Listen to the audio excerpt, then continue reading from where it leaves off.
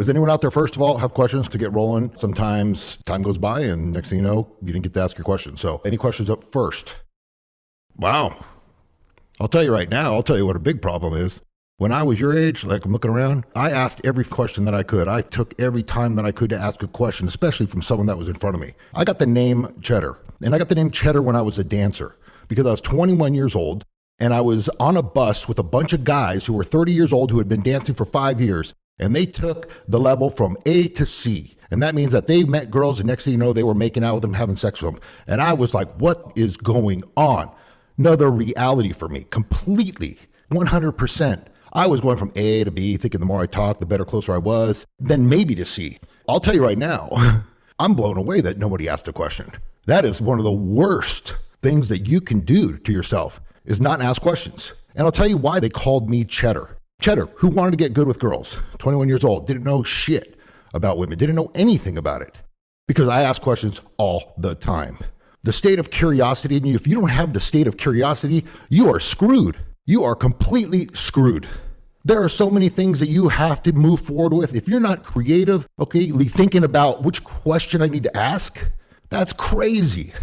The reason why I got the name Cheddar was because on the way of those trips, all I did is ask questions.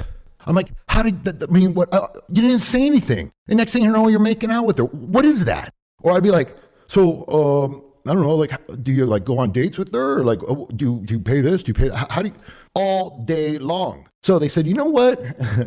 You ask a lot of cheesy questions. And they go, yep, that's your name, Cheddar. So I'm going to try again because if you ain't got questions, I don't know what to say. That's crazy to me. If you don't have a question, you have people in front of you that have been down the road that you want and you stay quiet. What are you doing? You're here to fucking educate yourself. So I'm going to stop right here because this was a question that was asked. It basically said, how do you know when you're spending too much money on your hoes? Here's my answer. I don't use that language. I don't look at women as hoes. I don't talk about women as hoes. So you're going to have to reframe that shit because that's disrespectful. The next question was, how long did I research to get good with women? Research continuously. That's where it's at, continuously moving forward. I think you're always going to be conditioning yourself to a degree, whether you're conditioning yourself to get out of the learning that you learned from society or parents or whoever who threw the blanket on over your head over what your consciousness was. You have to undo that first. So you have to get good at unlearning and then relearning how to do it differently. And then you get to the point where you want to take it to new levels. You're going to have to keep conditioning your mind to keep going to new levels.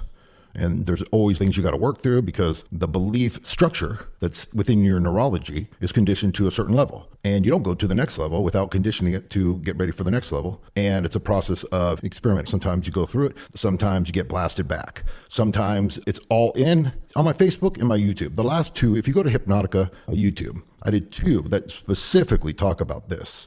Think about this. It's very similar to school. If you want to take women. If you want to get pretty good, now it could be moving a little bit forward. There's a lot of information depending on the commitment. And it's not just the commitment to read, it's the commitment to experience, to go out there and have those experiences where you're putting yourself in the place. There's a lot of stuff you got to learn. So I think just to get above average and pretty good, 4 years, like your average college, 4 years. If you really want to become well-rounded, it's not just about pickup. Okay, it's about throwing a party. I'm a master at that shit. It's about little things, learning music. Okay, it doesn't take a lot. You can always pre-ready yourself for any kind of party. But let's just say you're at a nightclub and some girl's like, oh man, let's go back to your house. And you're like, you're not prepared. She walks in and your shit's messy or you don't know anything, or you're putting on Journey and you have some bright ass halogen lights on. Not going to be good. There's one area you have to develop. And I tell my students, you need to have a good lighting that will dim, something that even with those little lasers, those things are cheap that go across the sky and they move because you want to turn the lights down, but you want to have enough ambient lighting to make it look good. You can make a really crappy room look good with 2 lights. Music, you better have some good music. If you don't have good music, you're screwed. I like Zoo, Z-H-U, but I have some stations that are good. If you can't and you don't know music, you can get pretty good with Pandora. Go to Pandora, go to Spotify or whatever it is. I don't use that. Make sure that you at least pay for the year membership. Don't chimp on that because nothing's worse than setting a vibe and then having it come in and going into a radio ad. Okay, not good. And then some alcohol if you want. Like I'm not a big drinker, but I got a full stash for whatever. If you really want to get to the next level, smells are good. There's a lot of smells. The top 3 smells that excite the senses that women love is cinnamon, it's vanilla, and it's pumpkin. Those are pretty much the 3. So then you have that avenue.